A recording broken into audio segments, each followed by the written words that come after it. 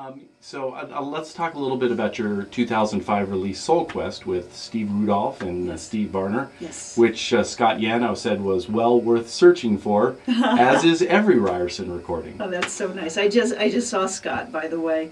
We always run into each other at both IAJE and at the Monterey Jazz Festival, which I go to every year, whether I'm playing or not. Mm-hmm.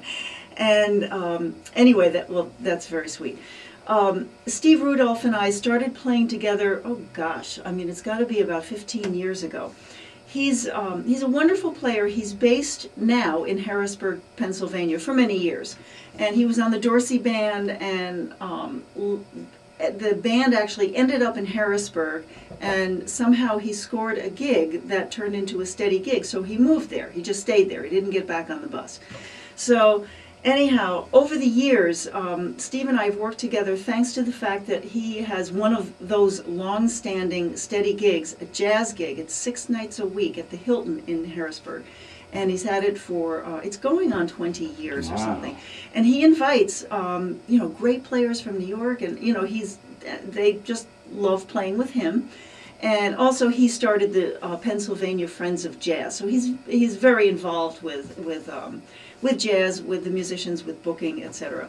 And he's a great player. So anyway, I was playing there one weekend, because I guess I work there maybe 2 to 3 times a year. And Steve Varner, this great bass player, was on the date. And at the end of the weekend, we all were just sitting around and said, why don't we record? Because, you get through with a gig and you feel like, oh my God, something really just happened.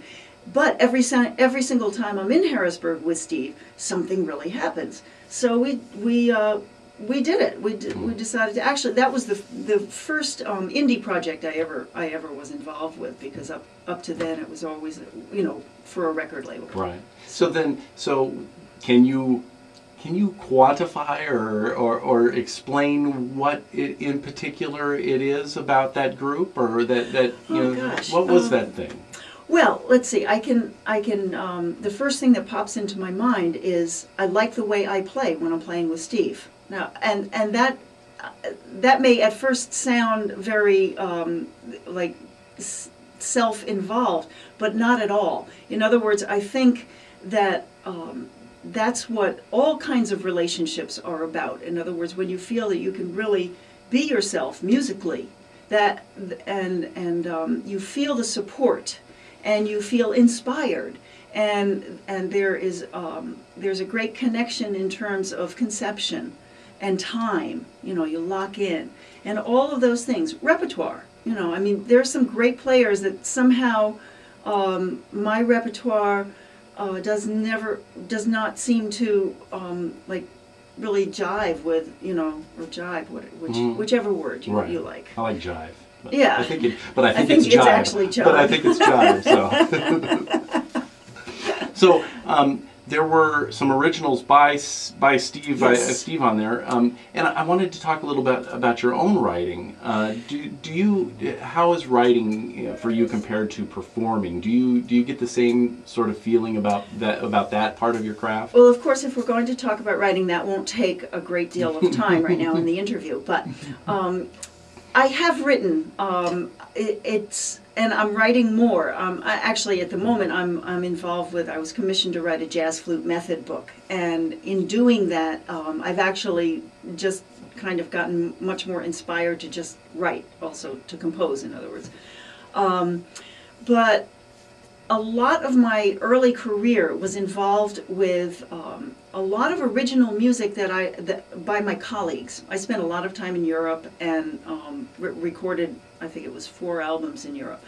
And it was always involved with finding out that, a pianist I was working with, or, various musicians that I was collaborating with whom I was collaborating, were great writers. And I've always felt it's important to find the material that really moves you. And as opposed to, because a tune is a jazz standard, you should do it. And so that's kind of where I'm at in terms of repertoire. But I feel, especially after having just come from the Monterey Jazz Festival, again, I can say that the belief that some jazz musicians, young jazz musicians, have that the only thing that legitimatizes their playing is if they compose. And not all of the young players, they're great players, but they don't all have that magic. And it may be good, but the thing that creates a standard is something that lasts the test of time. The more you play it, the more you love it. And I've just always felt that my playing is my strong suit. And I would love to become a better composer, and I'm working on it. But I don't believe that just because I'm a jazz player, I'm a good composer. Right.